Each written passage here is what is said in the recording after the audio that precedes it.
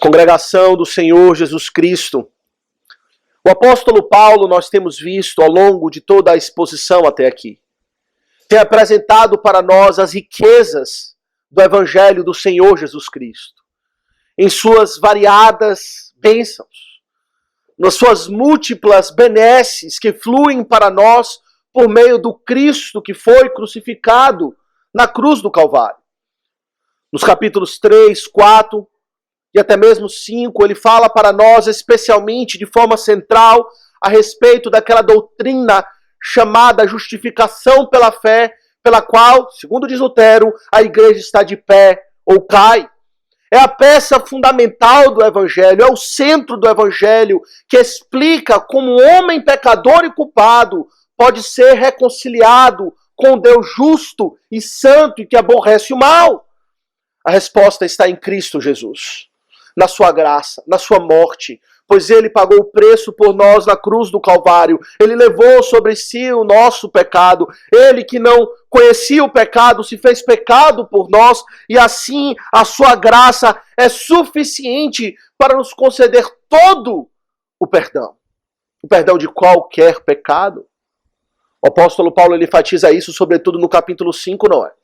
Quando ele faz a comparação entre Adão e Cristo e fala da miséria que Adão trouxe para a raça humana, do pecado que entrou no mundo e fez morada nesse bom mundo que Deus criou e de toda a dificuldade que agora vivemos por conta do pecado, agravado até mesmo pela lei. Mas ele diz, onde abundou o pecado, superabundou a graça. Ele diz isso no final do capítulo 5. Nos apontando para a suficiência em Cristo Jesus, na sua graça, de termos os nossos pecados perdoados, até mesmo quando duramente acusados pela própria lei de Deus. A própria graça do Senhor nos perdoa. Mas entrando no capítulo 6, meus irmãos, o apóstolo passa agora a falar de um outro aspecto do Evangelho. O Evangelho não apenas comunica para nós o perdão de pecados, a justiça de Cristo a nós imputada. Mas o Evangelho também perdoa, mas também transforma vidas. O Evangelho nos traz não apenas a justificação, mas de forma inseparável, o Evangelho nos traz a santificação, como diz o autor aos Hebreus, sem a qual ninguém verá o Senhor. Ele apresenta isso, nós vimos logo no início do capítulo 6, no verso 1, como uma pergunta, respondendo a uma objeção que poderia ser levantada por alguém que dissesse, se a graça é suficiente para perdoar todos os pecados, que necessidade então eu tenho de abandonar o pecado? O apóstolo Paulo ele responde com uma negativa muito enfática, não é? Dizendo que o crente que foi alcançado pela graça, ele necessariamente não pode, não vai, não apenas não pode, mas não vai permanecer no pecado. E a razão que ele passa para nós é simples. É simples, mas muitas vezes nós ignoramos, como ele mesmo fala, daqueles que ignoram, pois, o significado do nosso batismo. A razão é simples, que sendo batizados na graça, nós somos batizados em Cristo, e estamos unidos a Cristo, e em união com Cristo, ele nos apresenta, nós morremos com Cristo, e morrendo com Cristo, nós morremos para o pecado. Mortos para o pecado, vivos para Deus, essa é a condição daquele que nasceu de novo, que está unido com Cristo, unido na sua morte, unido na sua ressurreição, agora experimenta uma nova vida.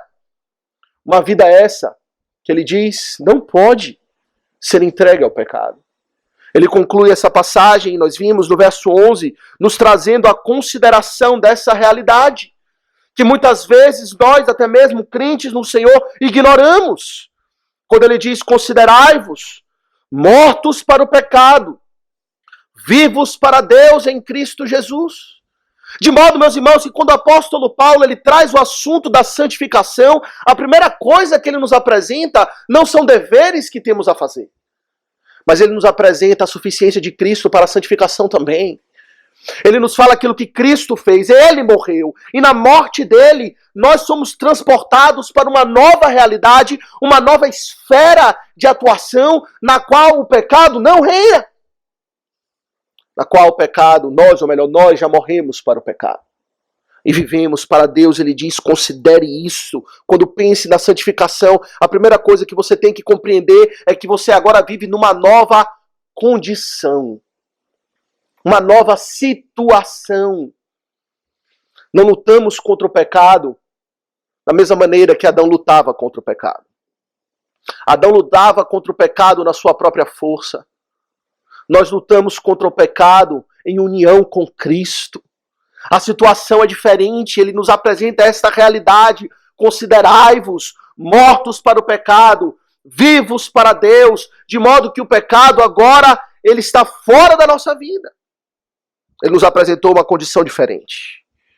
Mas agora, meus irmãos, nos versos 12 a 14, o apóstolo Paulo ele avança o seu tratamento a respeito da doutrina da santificação e ele nos fala não da nossa condição, mas da nossa postura para com o pecado. A nossa condição, a nossa situação, o nosso estado em relação ao pecado experimentou uma mudança dramática, de uma vez por todas, na união com Cristo na sua morte. Mas isso agora deve se materializar, por assim dizer, deve ser experimentado numa nova postura, numa nova atitude que nós, na nossa vida prática cotidiana, devemos ter para com o pecado. É isso que ele nos apresenta aqui. E podemos então considerar essa passagem sobre este tema. A postura do crente em relação ao pecado. Ou a atitude. A postura do crente em relação ao pecado nos versos 12 a 14. E a primeira coisa então, meus irmãos, que o apóstolo nos apresenta sobre qual deve ser então, diante da consideração de que agora nossa realidade é diferente, que estamos mortos para o pecado, vivos para Deus, a primeira atitude, conduta, postura diferente que devemos ter está aqui no verso 12, de que não podemos, não devemos mais viver para o pecado em iniquidade. É isso que ele nos diz no verso 12, não é? Acompanhe comigo. Não reine, portanto, o pecado em vosso corpo mortal, de maneira que obedeçais às suas paixões. Portanto, isto é, em consideração àquilo que foi dito, compreendendo que agora a sua vida foi radicalmente mudada quando você foi enxertado em Cristo Jesus. A sua nova condição, mude a sua postura para com o pecado. E o pecado, meus irmãos, segundo o apóstolo Paulo aqui nos diz, deve ser rejeitado, deve ser resistido. De tal modo que na nossa condição espiritual em Cristo, a nossa conduta deve mostrar que o pecado não tem mais espaço na vida do crente. Ele não pode mais ser acolhido, ele não pode mais ser recebido com boas-vindas, ele não pode mais receber um abraço de fraternidade, de amizade, de encontrar espaço em qualquer área da vida do crente. Seja no seu coração, nas suas afeições, nos seus pensamentos, no seu estilo de vida. Como ele até mesmo vai mostrar mais para frente, até mesmo nos nossos membros. O pecado não pode habitar. A conduta que o apóstolo Paulo nos apresenta aqui, meus irmãos, para com o pecado, negativamente falando em primeiro lugar, é que quando o pecado se apresenta para nós, temos uma única palavra que pode ser dita ao pecado, e a palavra é não. Não reine o pecado em vosso corpo mortal, de maneira que obedeçais às suas paixões. Aqui está o pecado apresentando-se, fazendo exigências, pedindo, ordenando coisas. E temos uma única resposta que pode ser dada. Não, diz o apóstolo Paulo, ao pecado. É interessante olhar a maneira como ele apresenta isso, no detalhe. Ele apresenta essa nossa condição, essa nossa postura para com o pecado, usando duas ilustrações. A primeira, aqui no verso 12, ele nos apresenta a condição do pecado na vida do crente, sendo salvo pela graça, como o pecado sendo alguém que exige ou reivindica uma autoridade ilegítima. É isso que ele diz quando ele diz: não reine o pecado em vosso corpo mortal. Quando o apóstolo Paulo está dizendo aqui que o pecado não reine o pecado em vosso corpo mortal, ele não está dizendo que o pecado reina em nosso corpo mortal e agora devemos nos esforçar pela dedicação e diligência para destronar o pecado. Ele não está dizendo isso. Afinal de contas, isso foi feito em Cristo. Foi Cristo que fez isso. Foi Cristo que quebrou o reinado do pecado na nossa vida, como vimos nos versos anteriores. Ele não está apontando aqui para uma realidade na qual estamos debaixo do reinado do pecado e agora, pobres de nós, temos que obedecer ao pecado e é muito difícil se rebelar contra o pecado, pois ele reina sobre nós. Não é. Afinal de contas, isso seria contrário a tudo que ele tem nos dito até aqui e contrário a tudo que ele ainda vai dizer para nós. Ele já nos disse que morremos para o pecado. Se morremos para o pecado, não temos mais nada a ver com o pecado. O pecado não reina mais sobre nós, não servimos mais ao pecado na condição de escravos. Ele diz isso. No verso 14, como viremos considerar mais adiante também, ele nos aponta para a realidade que o pecado não reina em nós, quando ele diz porque o pecado não terá domínio sobre vós, e quando ele diz não terá, ele está dizendo um futuro em termos de certeza. O pecado não tem e nem nunca terá domínio como um reino na vida de um crente. O que ele quer dizer então, não reine, portanto, o pecado em vosso corpo mortal? Se o pecado de fato já não reina, se o pecado já foi destronado, seu domínio já foi quebrado, o que o apóstolo Paulo quer dizer aqui? Meus irmãos, é importante compreendermos isso para entendermos a natureza da vida do crente, salvo e transformado pela graça, vivendo neste mundo. É aquele princípio chamado do já e do ainda não. Alguns entendem isso. É verdade que, por um lado, o crente ele já morreu com Cristo e ressuscitou dentre os mortos. O domínio do pecado já foi quebrado na sua vida. Mas ainda não experimentamos uma completa libertação no sentido de que ainda vivemos em um mundo onde o pecado existe. E existe muito perto de nós. Existe ainda nas nossas concupiscências. Existe ainda naquilo que nos tenta. Não existe meramente fora de nós, o pecado está perto, muito perto. O apóstolo Paulo vai desenvolver mais sobre isso no verso 7. No capítulo 7, digo, mais adiante. Mas aqui ele já aponta para esta realidade, isso está implícito quando ele fala do nosso corpo mortal. Veja o contraste aqui. No verso 6, ele diz que o corpo do pecado foi destruído, não é isso que ele fala? Acompanhe comigo. Verso 6, ele diz: sabendo isto, que foi crucificado com ele o nosso velho homem, para que o corpo do pecado seja destruído. Ele fala do corpo do pecado não como um corpo enfraquecido, não como um corpo que está meramente doente, mas como um corpo que foi destruído, crucificado e sepultado com Cristo, de modo que o que nós somos hoje não é mais aquele velho homem, nós não temos mais aquele corpo do pecado, isto é, um corpo de pecado reina. Mas ao mesmo tempo ainda habitamos em um corpo mortal, não é isso que ele diz?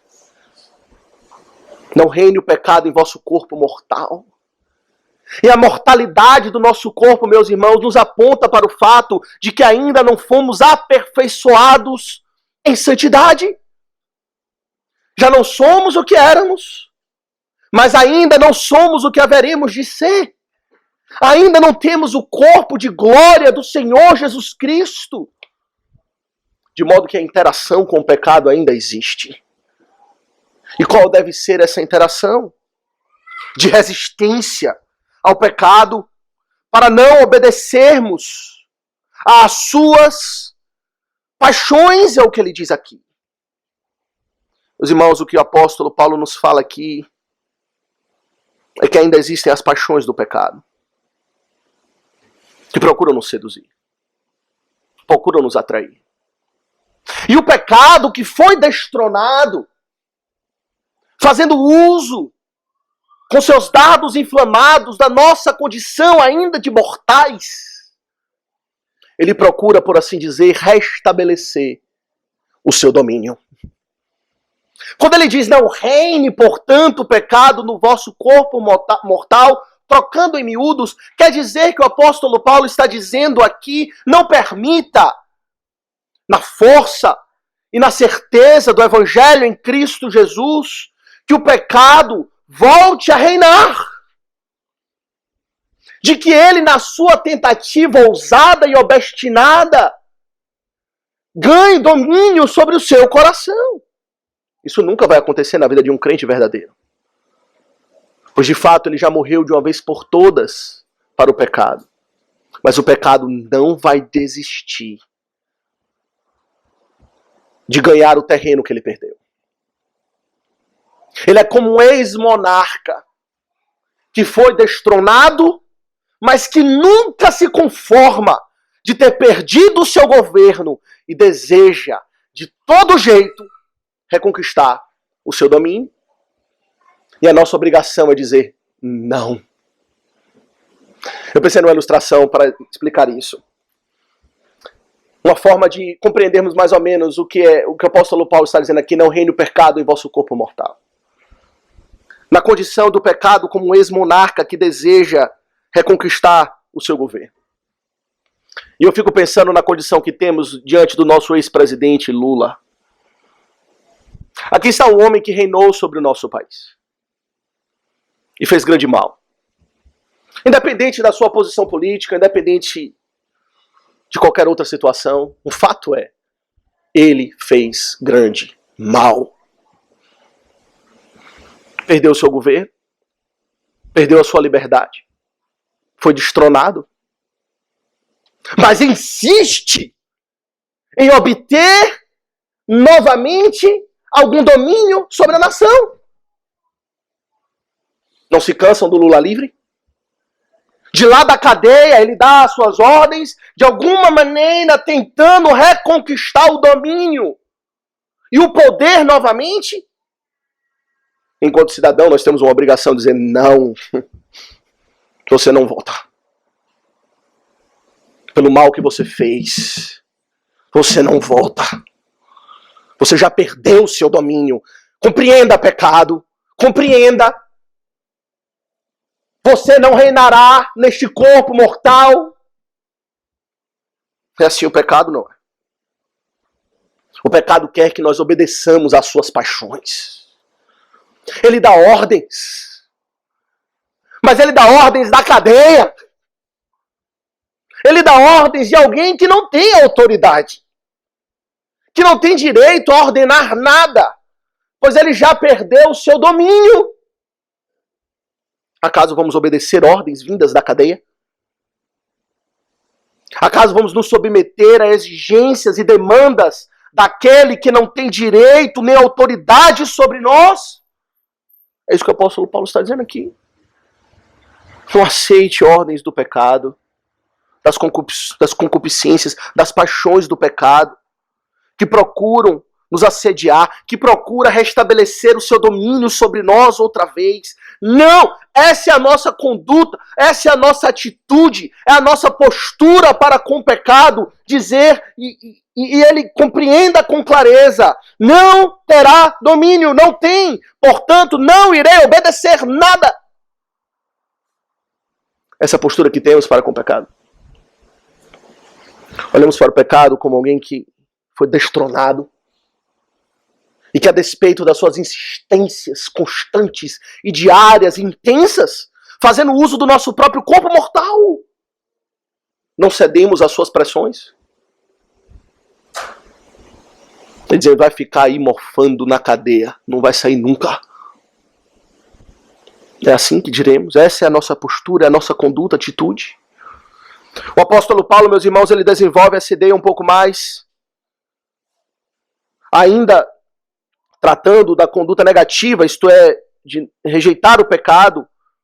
No verso 13 ele traz um detalhamento disso. Ele diz o seguinte, no verso 12, vamos ler do 12. Não reine, portanto, o pecado em vosso corpo mortal, de maneira que obedeçais às suas paixões, Então ele diz o seguinte: nem ofereçais cada um os membros do seu corpo ao pecado como instrumentos da iniquidade. Ele faz um paralelo aqui com o que ele já tinha dito, ele diz a mesma coisa com outras palavras, mas ele avança um pouco mais. Ele mostra, meus irmãos, várias coisas aqui. Ele mostra, em primeiro lugar, que o pecado não apenas exige de nós obediência pelas suas paixões, pelo qual ele exige que obedeçamos, mas o pecado, meus irmãos, de certa forma procura nos aliciar para nos oferecermos a ele como instrumentos da iniquidade. A palavra instrumentos aqui, ela não diz respeito a uma ferramenta qualquer. É uma palavra que tem uma conotação militar. Talvez mais precisamente poderia ser traduzido por armas da iniquidade. São instrumentos que procuram batalhar por algo. E é essa a postura do pecado para conosco. Satanás do mundo personificando o pecado. O pecado não apenas exige que venhamos a cair e obedecer e particularmente cometer um pecado aqui e ali, mas procura nos aliciar para lutarmos por ele. Sermos instrumentos ou armas da iniquidade. Resumindo, ele quer que viremos militantes da iniquidade. Que não apenas obedeçamos, mas venhamos a defender. E é isso que fazemos quando nos entregamos ao pecado, quer queira ou quer não.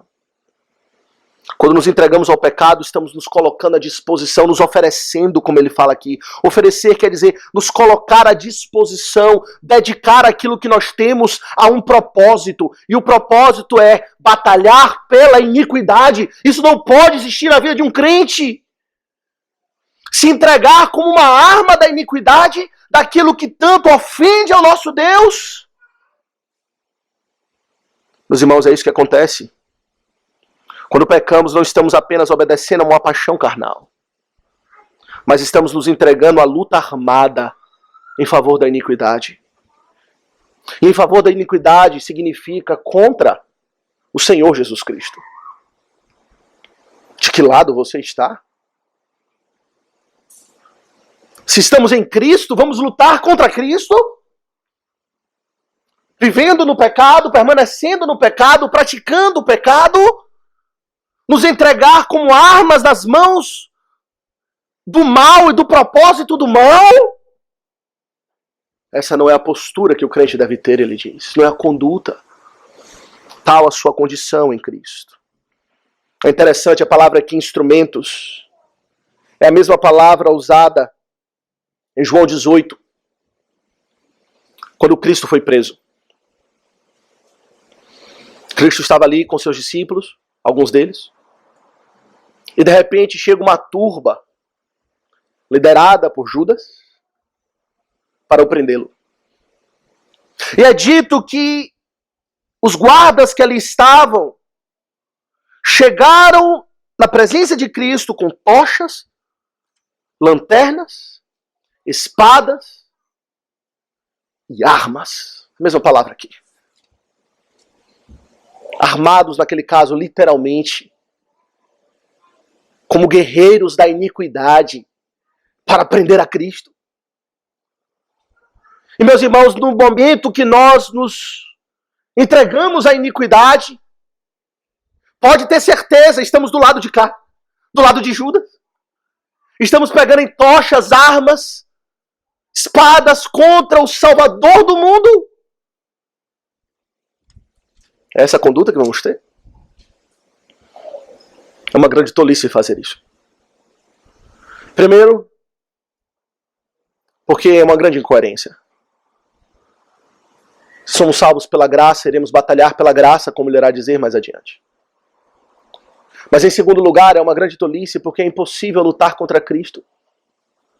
Ainda que o mundo inteiro se ofereça como uma arma pela iniquidade contra o Senhor Jesus Cristo, quem pode contra ele? É interessante olhar o relato desse encontro de Cristo com Judas e a guarda no Evangelho de Lucas, que diz que quando eles se aproximaram de Cristo, armados para prendê-lo. Cristo perguntou: quem procuras? Procuraram a ele. Ele diz: sou eu. Diz o texto algo enigmático, que no momento em que ele disse sou eu, todos caíram para trás. Caíram.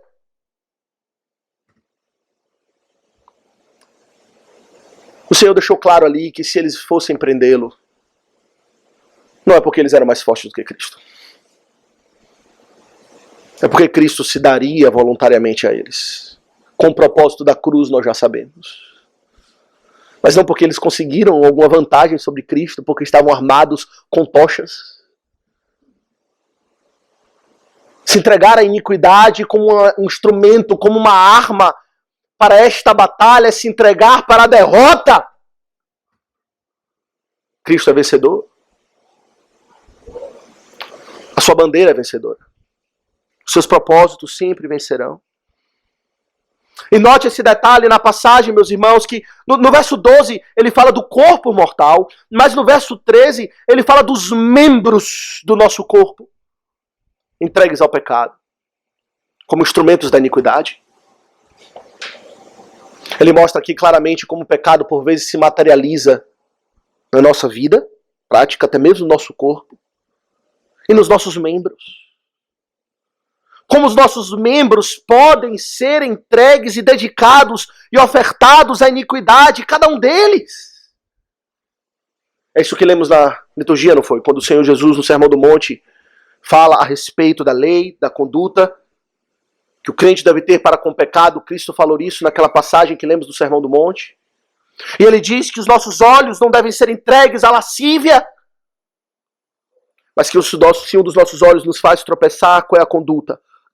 Arranca-o, lança de ti. Ele fala das mãos.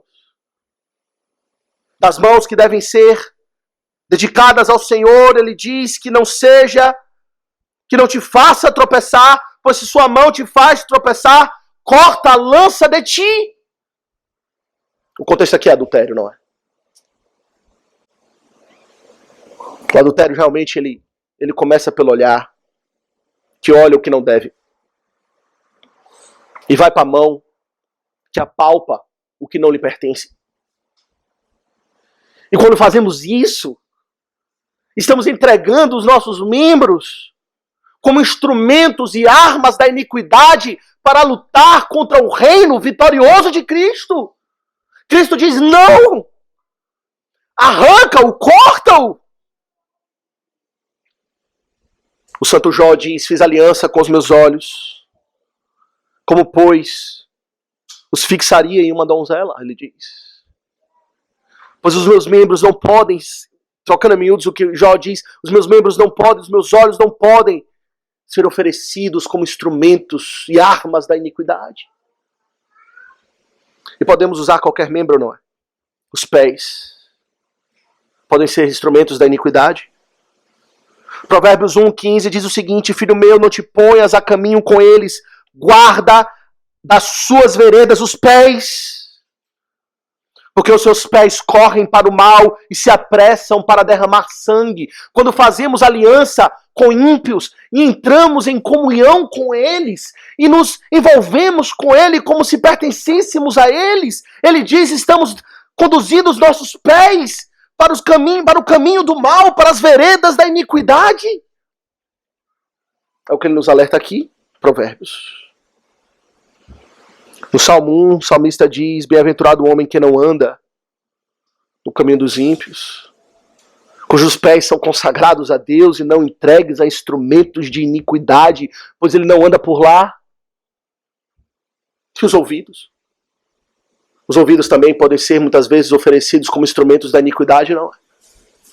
Quando são tapados para ouvir a verdade de Deus, quando são ouvidos mocos que não ouvem, que não dão ouvidos, melhor dizendo, a palavra do Senhor. O apóstolo Paulo fala sobre esses em 2 Timóteo 4, 3, Quando ele fala que haveria um tempo onde não suportarão a sã doutrina, pelo contrário, cercar-se-ão de mestres, segundo as suas próprias cobiças, como que sentiram coceira no ouvido, entregue à iniquidade, pois não querem ouvir a verdade do Senhor. Isso não acontece. A própria barriga pode ser um instrumento da iniquidade. A barriga representa, na Bíblia, como o centro da vontade do homem. O apóstolo Paulo fala sobre isso em Filipenses. Filipenses 3,19, quando ele fala de homens ímpios, e ele diz o seguinte: o destino deles é a perdição, e o Deus deles é o ventre. E a glória deles está na sua infâmia, visto que só se preocupam com as coisas terrenas. O ventre, o próprio umbigo, seria, no nosso contexto, umbigo, não? Seu umbigo é um instrumento da iniquidade. Quando você só pensa em si, você é o seu próprio Deus. Mas há um instrumento que talvez mais do que todos tem sido usado para a iniquidade de forma abundante, não é? Ouvimos sobre isso semana passada, na pregação do seminarista Tomás. É a língua. Que instrumento. Que arma. Que muitas vezes é entregue para o pecado, oferecido como um instrumento, uma arma da iniquidade. Diz Tiago, é apenas um pequeno órgão, um pequeno instrumento, mas que se gaba de grandes coisas. Vede como uma fagulha, diz o apóstolo Tiago, põe em brasas tão grande selva. Ora, a língua é fogo, é mundo de iniquidade. A língua está situada entre os membros do nosso corpo e contamina o corpo inteiro. É mundo de iniquidade. O crente não pode viver assim, ele diz. Não pode entregar os seus membros, o seu próprio corpo. E aqui, quando ele fala dos membros, ele quer dizer o homem inteiro, nada do homem. Não apenas o que é material, mas o que é imaterial também, os seus pensamentos, a sua vontade, as suas afeições, cada um dos seus dedinhos, das suas células, cada parte do seu ser não pode ser entregue como uma arma para a iniquidade. Como você tem usado seu corpo, seus membros. Você tem usado para lutar contra Cristo? Dedicando-os à iniquidade? Não, essa não é a conduta do crente. Essa não é a sua atitude para com o pecado. O pecado deve ser resistido. Deve ser rejeitado na sua obediência, nas suas exigências ilegítimas. Na sua tentativa orgulhosa de conquistar terreno onde ele já perdeu em Cristo. Assim deve ser a conduta do crente. Mas em segundo lugar, meus irmãos, há também uma conduta positiva. Observe que a Bíblia sempre ela diz o que nós não devemos fazer, mas diz também o que devemos fazer. A Bíblia não é cheia de não, não, não. A Bíblia também tem sim, sim, sim. A Bíblia aponta não apenas o caminho, o qual não devemos andar, mas aponta o caminho da vida, o caminho da salvação. E o que exige de nós não é apenas que rejeitamos o pecado e ficamos neutros, mas que vivamos para Deus em retidão. Em segundo lugar, ele diz que não devemos viver no pecado, em iniquidade, mas também nos diz que devemos viver para Deus em retidão. É isso que ele fala aqui no verso 13, segunda parte. No verso 13 ele diz, não ofereçais cada um, acompanhe comigo, os membros do seu corpo ao pecado como instrumentos da iniquidade, mas oferecei-vos a Deus como ressurretos dentre os mortos, e os vossos membros a Deus como instrumentos ou armas da justiça. A conduta do crente, a sua postura, tendo que a sua condição mudou, a sua atitude também deve mudar. Ele morreu com Cristo, ele morreu para o pecado. Ele ressuscitou com Cristo, ele foi ressurreto dentre os mortos, então agora ele vive para Deus. E se ele vive para Deus, essa é a condição dele. O que é que ele nos diz? Se entrega a Deus. A sua conduta é essa, a sua disposição A sua postura é essa?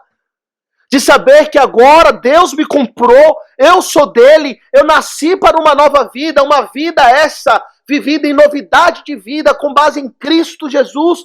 Portanto, qual deve ser a postura da minha vida? Uma vida de consagração a Deus. Oferecei-vos a Deus é isso. Está consagrado ao Senhor, dedicado a Ele. É dizer, Senhor, tudo que tenho, tudo que sou está aqui para o teu serviço, para avançar os teus propósitos. É isso que ele nos diz, não é? Afinal de contas, essa é a única forma de resistirmos ao pecado.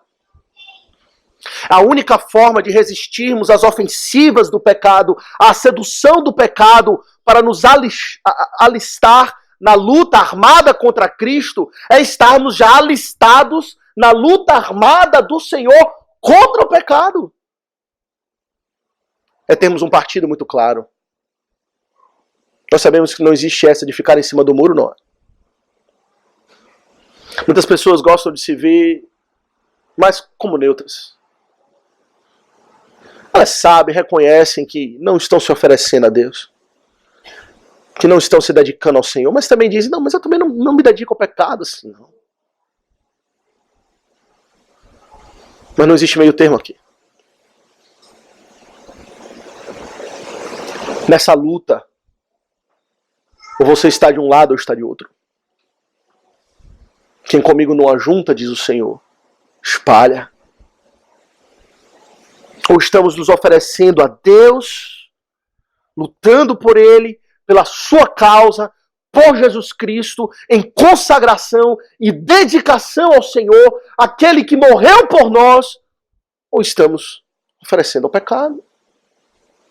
Da mesma forma que ele fala dos membros também, não é? No final do verso 13, oferecei-vos a Deus como ressurretos dentre os mortos e os vossos membros a Deus como instrumentos de justiça. É interessante que a Bíblia, quando procuramos os membros atuando de forma moral na Bíblia, nós vemos muitas vezes os membros atuando para o pecado, como várias passagens que citamos aqui, os pés correndo para o mal, a boca que profere blasfêmias, ouvidos que sentem coceiras de ouvir a sã doutrina, o olhar lascivo, as mãos que apalpam e devem ser cortadas por Cristo, como ele fala, mas também a Bíblia fala dos membros sendo usados para o Senhor. A boca, por exemplo. Efésios 4, verso 29, diz o seguinte, não saia da vossa boca nenhuma palavra torpe, e sim, unicamente, a que for boa para a edificação, conforme a necessidade. E assim, veja o que ele diz aqui, transmita graça aos que ouvem. Esse é o propósito de Deus. Esse é o propósito do seu reino. É um reino de graça. E quando as nossas bocas, tomando a boca, por exemplo, são oferecidas a Deus como instrumentos de justiça, os nossos lábios, as nossas bocas, as nossas línguas não irão se dedicar a proferir palavras torpes, mas a transmitir graça, conforme a necessidade, para aqueles que ouvem, para a edificação. Iremos usar a linguagem de Canaã, falar as palavras de Cristo. Pertencemos a Ele. Quais são as suas palavras, Senhor? O que queres que eu diga? Quantas vezes é triste de ver isso? Quando um crente aconselha outro e vemos o conselho do mundo sendo trazido. Um crente aconselhar o outro a iniquidade. Quando a mentalidade mundana já toma conta e aquela pessoa, apesar de estar na igreja, dizer-se cristã, ser salva pela graça, pertencer a Cristo, os seus lábios são usados pelo mundo como instrumentos da injustiça e não como instrumentos ou armas do Senhor para edificação, dando conselhos bíblicos, conselhos que procedem do Senhor, da sua palavra, para edificar. E os olhos? Como é que os nossos olhos podem estar em consagração como instrumentos ou armas de justiça? De tantas maneiras, não é? Olhando o que é puro, Mas é uma passagem que salta aos olhos, por assim dizer. Hebreus 12, verso 2. Que devemos lutar a nossa batalha olhando para onde? Firmemente para o autor e consumador da fé, Jesus Cristo. Olhos consagrados têm o seu foco em Jesus. Nele. Procede nessa vida, nessa peregrinação, com um foco certo e bem definido. Jesus Cristo e este crucificado. Quantas vezes Cristo está tão distante de nós? Não olhamos para Ele. Perdemos Cristo de vista. Na nossa conduta, nas nossas decisões. Na nossa vida prática. Mas os olhos devem ser consagrados a Deus. Os nossos ouvidos. Quantas vezes Cristo diz: quem tem ouvidos para ouvir, ouça o que diz o Senhor. Ouvidos prontos, Senhor, para ouvir a Tua palavra. Dispostos para compreender a vontade do Senhor. Dispostos a serem repreendidos pela palavra também. Exortados. E os pés. Diz o salmista: lâmpada para os meus pés é a Tua palavra. Luz para os meus caminhos. Pés ofertados a Deus como instrumentos de retidão, trilham um caminho iluminado pela palavra. Andam por aí. É duro quando você vem para o crente e fala: irmão, não está certo. Olha aqui. Ele, não importa. Eu vou trilhar outro caminho. Não, irmão, mas não é assim, não é bíblico. Olha! Vou trilhar outro caminho. E a palavra não ilumina os seus pés. E as mãos? Vários versículos sobre as mãos.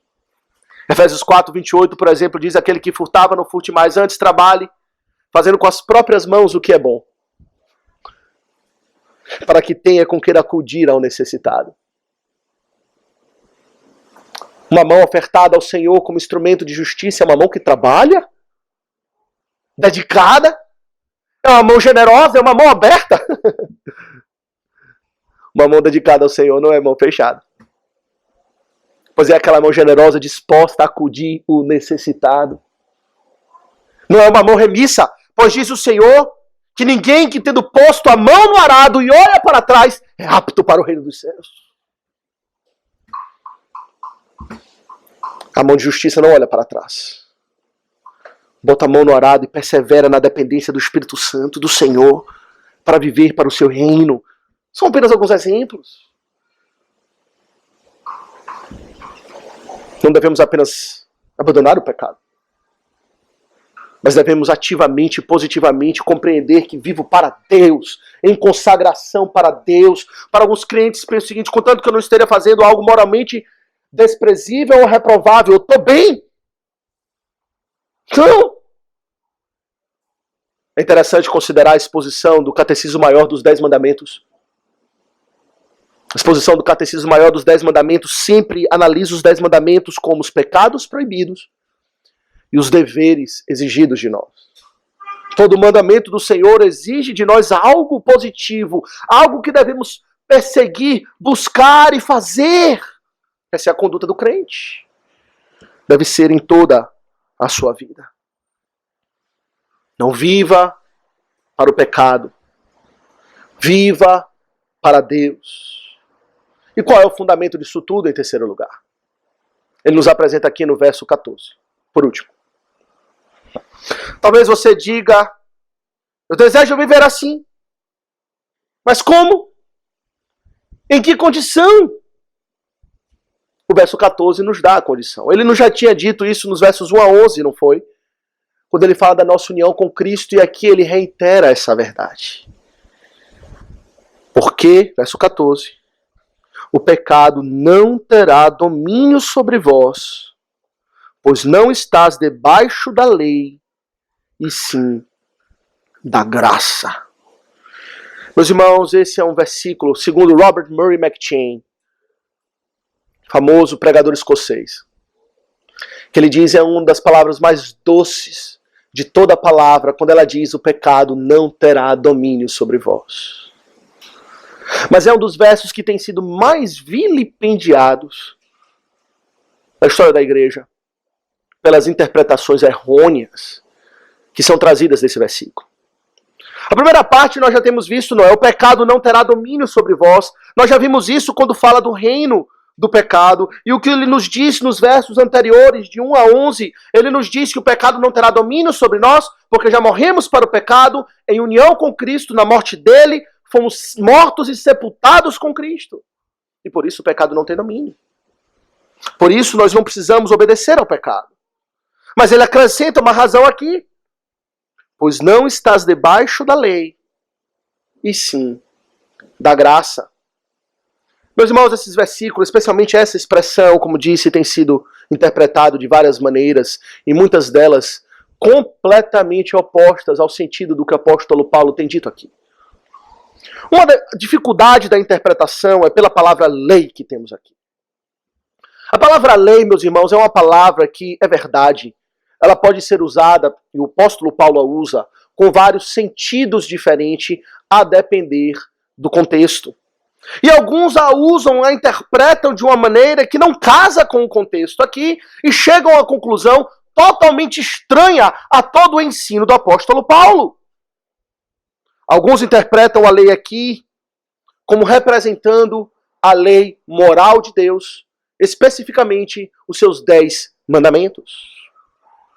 Talvez você já tenha ouvido alguém falar para você, quando você fala da lei de Deus e da importância de sermos zelosos e dos 10 mandamentos, e talvez especificamente do 4º mandamento, que é o mandamento mais desprezado pela igreja hoje, e você fala: não, mas o Senhor exige isso e isso de nós, e você é chamado então de legalista, porque você está se preocupando demais com a lei, e então vem do nada para você, porque não estamos debaixo da lei, sim da graça.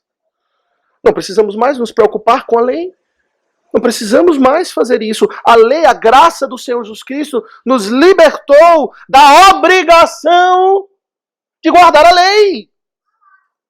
De nos preocuparmos com diligência, de forma minuciosa, como diz o salmista, arrisca em guardar a lei do Senhor. E vivemos então na graça. E a graça então se torna aquela coisa vaga, que é aquela busca pelo amor, que ninguém sabe muito bem o que é. Um padrão de moralidade indefinido, geralmente moldada pelo mundo. Mas não é esse o sentido do apóstolo Paulo. O apóstolo Paulo não está aqui rejeitando a lei enquanto lei moral do Senhor, sobretudo os 10 mandamentos, não é isso. Afinal de contas, ele está falando o quê? Para não pecar. E o que é pecado? Pecado é a transgressão da lei. Pecado é a transgressão da lei moral. Se ele está falando para não pecar, então não pode ser a lei moral aqui. Obviamente a lei moral de Deus, ela é boa para os que dela bem se utilizam. Ele vai falar mais sobre isso para frente, sobretudo no capítulo 7, veremos detalhes sobre isso lá. Não é a lei moral. A lei moral está vigente sobre nós. A lei moral representa o caráter de Deus, o Deus Santo, que foi escrito em tábuas de pedra, como diz a nossa confissão de fé, para a melhor propagação da sua verdade, para que ficasse claro para nós qual é a vontade do Senhor. Não é a lei moral. A lei moral é boa, é santa para nós. Ela é um guia de vida, como diz a nossa confissão. Outros, meus irmãos, interpretam aqui a lei e a graça.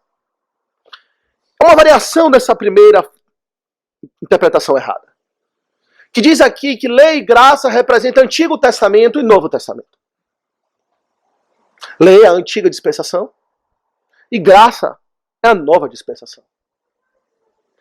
Aqueles que defendem essa ideia são chamados os dispensacionalistas, que fazem uma separação radical entre Antigo Testamento e Novo Testamento, reservando a graça para o Novo e a lei para o Antigo, mas novamente essa interpretação está contrária a todo o ensino do apóstolo Paulo. Afinal de contas, logo no capítulo 4, vemos, não tem nem muito tempo, ele nos fala de Abraão, aquele que é o pai da fé.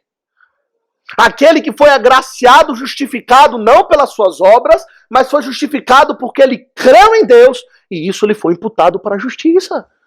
Abraão foi alguém que foi cheio da graça, que recebeu a graça e foi salvo pela graça em Cristo Jesus, sendo alguém do Antigo Testamento. O contraste não é entre Antigo e Novo. Qual é o contraste aqui? O contraste, meus irmãos, é aquilo que chamamos entre pacto das obras e o pacto da graça. Seria propriamente, não entre Moisés e Cristo, Moisés como representante do Antigo Testamento e Cristo representante do Novo. O contraste entre Adão e Cristo. Esse é o contexto do capítulo 5, em primeiro lugar. O capítulo 5 ele nos apresenta o contexto de Adão e Cristo. E é essa a diferença aqui. E o que é que isso quer dizer para nós? Meus irmãos, Adão estava num relacionamento para com o pecado e para com a lei, naquilo que chamamos de pacto das obras. O que é isso? Significa que ele tem que guardar a lei por ele mesmo. Ele está num relacionamento direto com a lei, sem mediador. É Adão e a lei, cara a cara, no mesmo quarto, bote Adão, bote a lei, fecha a porta, os dois ali sozinhos. E o que é que um homem sozinho e uma lei sozinhos irão fazer? Nós sabemos, não é? Transgredir. Foi assim com Adão. O homem e a lei não se dão bem quando estão sós. Porque a lei, meus irmãos, ela tem uma função didática de nos ensinar a vontade do Senhor. Isso é muito bom. Mas a lei, ela tem uma exigência, uma obrigação, um dever, que é nos condenar quando violamos a lei. E a função da lei em si para por aí. E no pacto das obras estamos relacionados com a lei desta maneira. É o Senhor falando o que devemos fazer e nós sozinhos tentando fazer aquilo que Deus mandou. A lei não nos dá força para fazer. A lei só diga, faça, se vire, problema seu. Esse é o padrão. E se não fizer, o salário do pecado é a morte. O que é estar debaixo da graça, então? Estar debaixo da graça, estar debaixo da obra do Senhor Jesus Cristo. E nos relacionamos com a lei não sozinhos, mas com Cristo do nosso lado. Imagina aquele quarto que você jogou a lei, jogou você, e agora entra Cristo também. E isso muda tudo. Muda em primeiro lugar porque a lei não pode mais condenar. Quando a lei levantar o dedo para lhe acusar, Cristo, opa! Eu já morri. Eu já morri por ele. A lei não traz mais condenação. Isso já muda a postura, não é? Mas é mais além. Cristo não apenas agora estar ali para nos conceder o perdão, mas ele concede também o quê? A força para obedecer à lei. Está debaixo da graça, está debaixo da influência de Deus, em especial daquilo que o apóstolo Paulo irá falar em detalhe no capítulo 8, que é do seu Santo Espírito, que nos capacita para obedecer à lei. E agora a lei se torna para nós algo possível de ser obedecida. Não a perfeição, pois Cristo a fez, mas como uma regra de vida, como integridade. De modo que aqui, meus irmãos, o apóstolo Paulo nos apresenta as boas novas do Evangelho com respeito à santificação. Quando olhamos para o pecado, muitas vezes sentimos desânimo, não é? Quantas vezes caímos? Pecamos contra o Senhor e talvez pensamos, jamais irei conseguir, jamais irei me libertar, jamais irei crescer em santidade. O apóstolo Paulo, não é assim, querido irmão, você não está debaixo da lei, você está debaixo da graça, isto é, na sua luta contra o pecado e diante da exigência de obedecer à lei, lembre-se, Cristo está do seu lado. A lei não te condena, Ele te fortalece, Ele lhe deu o seu Santo Espírito, Ele lhe capacita para viver para a sua glória. Ânimo! A santificação deveria ser um projeto de vida para nós, o qual abraçamos com entusiasmo, pela força que Cristo dá. Mandar alguém fazer algo que é impossível para ela é desânimo. Mas receber para nós essa missão da santificação, de crescermos para sermos como Deus, obedecermos e vivermos como Ele, e termos a força do próprio Deus para nos sustentar nessa tarefa, nos deve trazer grande ânimo. É essa postura que devemos ter para com o pecado e para com a santidade. Ânimo. Rejeição do pecado, consagração a Deus, mas ânimo, porque não estamos debaixo da lei, sim da graça. É desânimo para aqueles que estão debaixo da lei. Nunca se santificarão. Nunca experimentarão progresso na sua conduta para ser mais como Deus. Pois estão debaixo do domínio do pecado. Não foram libertos. Não têm o Espírito Santo. Não têm o perdão. Não tem a força da lei quebrada de condenação sobre nós. Mas aquele que está debaixo de Cristo, esse pode todas as coisas, não é? Crescer em santidade. Daí, meus irmãos, uma das razões pelas quais nós rejeitamos aquela ideia mundana, que diz que a solução para o mundo, para o problema da violência, para o problema da imoralidade, para os problemas que nos assolam enquanto humanidade, está, eles dizem, na educação. O mundo diz que quanto mais aprendermos, mais vamos progredir moralmente. Mas a lei é que ensina.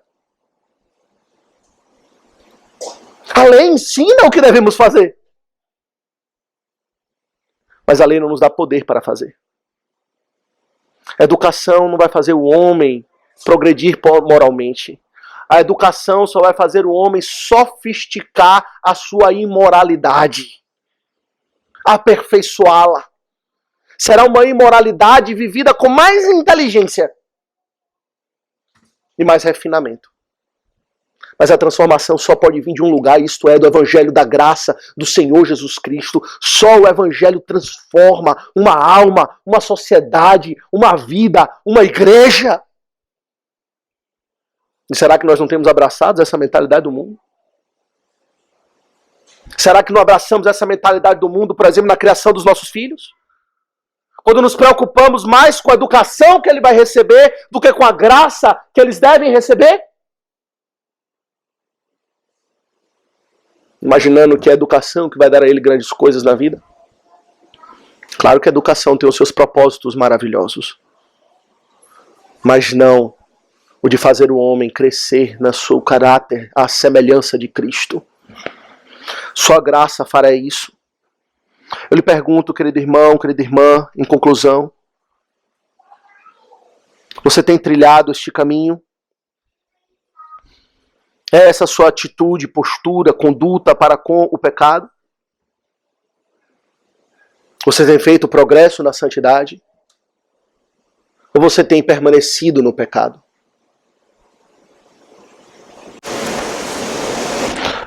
Isso para nós é uma palavra de grande encorajamento. Porque a santificação é possível. A santificação é real. E ela vai acontecer na vida do povo de Deus. Que você tenha uma atitude positiva para com a santificação. Uma atitude de encorajamento. Uma atitude de força, estímulo, que vem do Senhor. E assim não reine, portanto, o pecado em vosso corpo mortal. Oferecei-vos a Deus, porque não está debaixo da lei, e sim da graça. Que o Senhor nos abençoe. Amém.